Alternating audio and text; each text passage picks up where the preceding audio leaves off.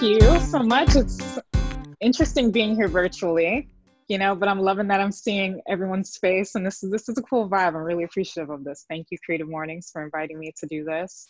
I feel compelled, I'm going a little off script, so bear with me for a second. I feel compelled to speak about the fact that my extended family has recently experienced immense loss, and that kind of put me in an interesting spot to speak about this topic, purpose. And, I want to thank my family and my friends, and especially my husband, for the support that he's given me. I'm supposed to be supporting him in this time, but I don't think he's fully aware of how supportive he has been to me during this period. And it's been really inspirational seeing him and watching him, kind of deal with this. So back on script. I just want to say that real quick. So again, I want to thank you all for being here, and thank you for Creative Mornings. I really appreciate you guys inviting me to be here and speak about my thoughts on purpose. I want to begin with the definition of purpose via the Oxford Dictionary, which is the reason for which something is done or created, or for which something exists. And then I want to follow that up with what I found my purpose as a creative to be. And that is creating work that is meaningful to me. I highlight me really aggressively with arrows and bold type because I spent some time chasing the meaningful, but not really thinking and taking stock of what that meant for me personally as a creative. So that brings me to the concept that I want to explore with you guys today. Today, I want to speak about the idea of your unique artistic voice. Uncovering this for me was pivotal in connecting me with work that aligned with my purpose as a creative and commercial artist. And if you're curious about what I mean by unique voice as a creative, your unique voice is not just your style or how you render an image, right? It includes those elements, of course, like that's important, but it also is, your life history, your identity, what inspires you, and not just the work that inspires you, family heritage, culture. All of this culminates to create your unique voice, and this is what differentiates you as an artist. And before jumping into the work, I want to share a bit about who I am, especially because this informs your unique voice so deeply. I was born in Miami, Florida, to Jamaican parents who are extremely prideful people, so our home was infused with our culture. Also had the immense privilege and opportunity to have a relationship with my grandmother, a woman who came over to the States in her 70s. So she wasn't informed by American culture, she was informed by her culture, right? My relationship with her allowed me to be closer to Jamaica than I was even able to appreciate as a child. I'm grateful for that relationship. And I was quite frankly a nerd, as you can probably see from the content on the left. When I wasn't drawing or thinking up stories myself for my own comic books, I was playing video games, I was reading comics, I was watching anime. I highlight these because these are some of the things that influenced my art, and I think you can see some of those influences still today. Okay, we're gonna now talk about what I do, now that I've given you some background info. I'm an animator and illustrator with experience in 3D and motion graphics. My career has taken a lot of twists and turns before arriving here. Here, a place I'm really proud to be, owner of what I affectionately love to call my one-lady studio, Small. I have a show reel that I can show you guys that can kind of give you an idea of what the work that Small does is.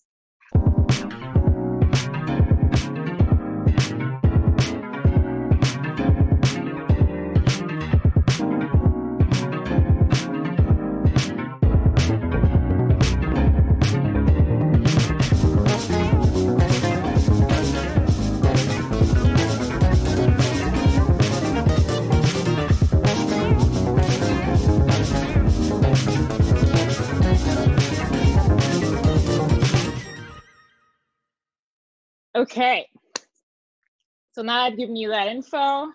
I want to take a step back to 2017 because this is where I'd say that my journey in reconnecting with my creative purpose began. 2017 was the year that I went freelance. And my thought process in making this decision was that at the time, I was feeling a bit like a cog in a machine, right? And I think a lot of creatives, professional creatives, know what I'm talking about. And wasn't doing work that was impactful to me personally. So I thought if I went freelance, I could curate that experience a little bit. And so I did. And it was fun initially. You know, I think a younger me would have hung with that in that capacity a bit longer, but ultimately I felt like a hired gun. A lot of the ideas and the upfront creative, the sort of creative I had identified as impactful, had already been done by that time. I was brought on the job. So I was mostly there to kind of take it to the finish line.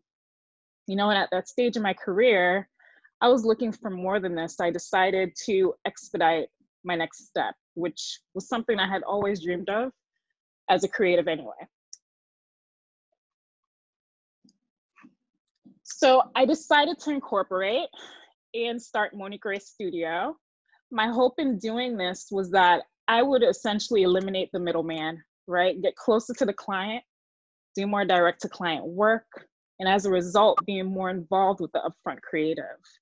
And this was the case. So, you know, even though this was the case, for some reason, something was still missing for me.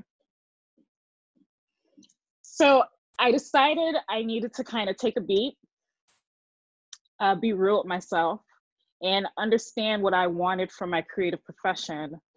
I thought about these pieces and felt like I had two of the three, but something was missing, mostly from the impact, and mostly because I was misidentifying what that meant to me. So I had to do, you know, some real soul searching. And arrived at the idea that impact was work that was important. For me, that's what impact meant. Work that had something to say.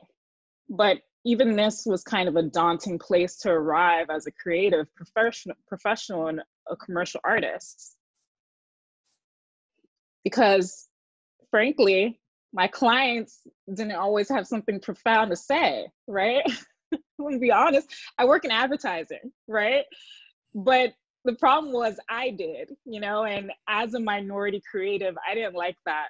So I put a lot of pressure on myself because I felt I was one of the only ones, right, with this unique skill set and these unique abilities. I should be saying and doing something with these skills, right? So in the midst of this existential crisis, as I always do in moments like these, I began having conversations with others about the struggle, specifically my husband, who gave me some much needed perspective. My husband helped me see that my impact wasn't always working on projects that had a grand message, right, per se. It was more than that. My impact was the fact that I can authentically diversify and bring representation to any project I'm involved with. My impact was the fact that because of my identity and perspective, this is something that I think about and always push for and do with intent, right? My impact was that the fact that I am a Black female creative of Jamaican heritage from Miami in San Francisco, doing this with success. Someone will be inspired by this, right? Hopefully, a young artist, a young Black artist who herself is wondering about the feasibility of a creative career. My impact was the fact that agnostic of race and gender and representation, all of these topics that are really important to me, my work has a spirit to it, a character and a charm that brings smiles to people's faces and hopefully joy to people. This was my impact. And these conversations helped me kind of reframe my understanding of what it means to be impactful. I began to understand that my true impact was my unique voice as a creative. And the more I leaned into that, the closer I would get to creative fulfillment. So with renewed perspective, it was clear to me that I needed to get to know my true unique voice as a creative, spend some time with her. And the only way to do that is by making stuff, creating projects that I really want to make, what speaks to me, as opposed to following trends, creating work that I felt like my portfolio was missing. I needed to do the work that I wanted to do.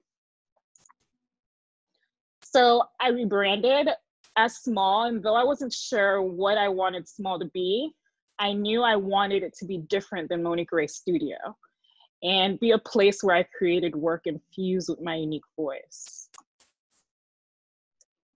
So what followed was me making tons of personal work.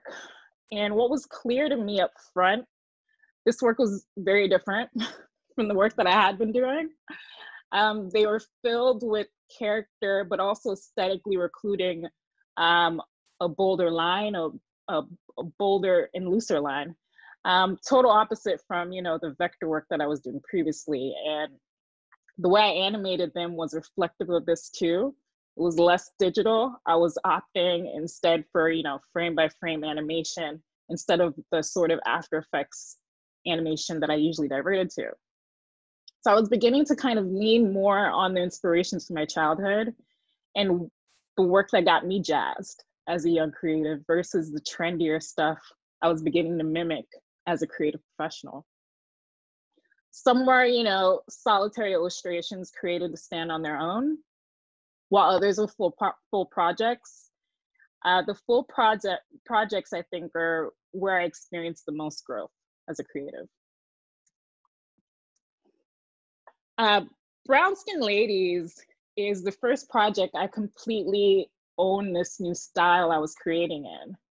It was spurred on by the fact that because of my identity, I noticed certain things, right? Whether I'm watching TV or walking the streets of San Francisco, I'm constantly thinking to myself, where are all the Black people at? This is just something I think about. And after the launch of iMessage support on iOS, I immediately noticed the lack of representation and thought to myself, again, where are all the Black people? And as a Black creative, I can be upset at this omission, or I could use my abilities to do something about it, right? So I did and approached this project with the same attitude of creating imagery I wanted to see, uninterrupted by external ideas.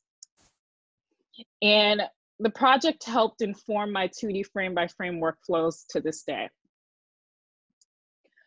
Another personal project that was super influential to me, solidifying my unique voice, was a series of illustrations I did of important Black women in history. This project wasn't just transformational to me stylistically, but also mentally. As a Black woman working in this field, I faced a lot of adversity, more than we have time to discuss on this call this morning. Some of which, may be part of the reason, honestly, I was apprehensive of leaning into my unique voice in the first place. But so did all the women I profiled here. In doing this project, I did research on all of these women and wrote a little excerpt on them that I would use to accompany the illustration. And what was clear to me after doing this research was that I'm not alone, right? Not only had these women experienced more adversity than I could ever personally imagine, they still, in the face of that adversity, leaned 1,000% into their unique voice.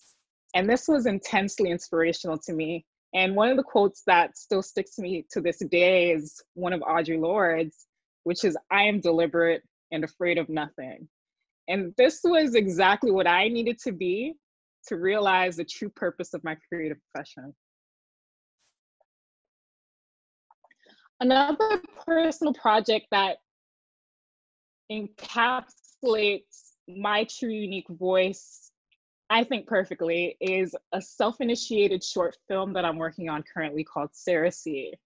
It's a project that explores my relationship with my grandmother. As a young person, I hated school, I'll be honest, and would skip whenever I could and go to my grandmother's house, which was a few blocks away. And to keep her from throwing me out, I would lie, "Sorry, grandma," and say I was sick. And like any Jamaican grandmother, she would turn and make me a cup of Cerasee.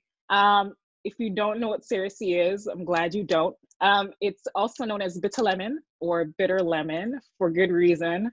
It's a tea that, is laced with medicinal qualities, which is great, right? But it also tastes absolutely awful, which, you know, even to my adult palate, because I had it recently and like spat it out. It was that bad. So I would kind of have this dilemma of either skipping school and being forced to drink Cersei by my grandmother, or remain in class, you know, bored and over it. And this story is kind of filled with all the aesthetic elements I genuinely love, you know, the hand-drawn feel, the frame-by-frame animation, and even technical exploration around animation production on my iPad Pro, which is all stuff I love. But also those other elements of unique voice that I spoke about earlier, you know, culture, humor, representation, and heritage. So with, you know, renewed clarity, I began to present myself, you know, differently to the world. And, you know, no shade to myself before, but my work was a little bit all over the place, right? I didn't have a real hold on my unique voice, but things are different now that I had done some work to get to know my unique voice better and share that work with the world. Sharing it is really important, by the way. Don't just create it and hoard it. You got to share it with everyone. Something beautiful happens when you present yourself with this level of intentionality as an artist, right? You start to get the work that aligns more with your creative purpose. And I'm going to speak about some of that work that I got. You know, when I talk about cool clients, you know, cool clients aren't always Fortune 500s, right? Or super recognizable brands. What I realized a cool client was, for me, was a client that wanted me to do what I do for them. They wanted me to infuse my creative voice, my unique voice, into an idea that they had. And the cover and spot illustrations for SLJ were exactly that.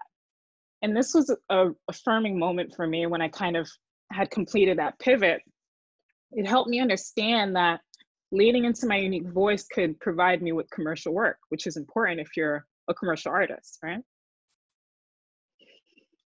National Bailout, a nonprofit whose mission is to end mass systems of mass incarceration, contacted me for 2 illustrations for t-shirts they were making in celebration of their Mother's Day event, in which they bail out as many Black moms as they can. First, let's pause and talk about that impact, right? This was definitely impact. And I was so impressed with them when they contacted me and wanted to work with me, just because of the strength of what they do. MBO and the screen printer they were working with, also female owned and Black owned, Philadelphia Printworks, absolutely check them out. They have incredible t-shirts. Expressed to me that the definitive reason they went with me versus the other illustrators they were looking at was because of the illustration I had done of Audre Lorde, you know, and that just, you know, proved for me that the hard work will put you closer to the clients you want to be working with, right? And, you know, while I'm grateful to have projects that speak directly to representation and inclusion, a lot of the time my impact is outside of that work. Whether it is the topic or not, I approach all projects with the same purpose of infusing diversity and representation into the work that I do. And this is especially important in the case of stickers I recently had the pleasure of animating and illustrating for my new friends over at One Medical. Being that minorities are such a huge part of our essential workers on the front lines, they should be depicted in work like this. And it became clear to me too that my unique voice supersedes the digital work that I make. After spending some time networking in the Bay Area, there was a clear disparity between the amount of women that work in the field of motion graphics versus the amount of women attending the events. And through conversations with these women in our field, it was clear to me why. Women didn't feel like there was a place for them in the current offering of events, and I wanted to do something about that. So I collaborated with a friend of mine who has been hosting events and killing it, hosting events in the Bay Area for some time, and Animated Ladies was born. We invited 3 women from the field to share their work and stories and discuss with candor what it's like being a woman in the field. This space was meant to not only inspire and connect women, but also initiate some of the conversations we need to be having in our industry around inclusion. So you're probably thinking to yourself, okay, that's cute.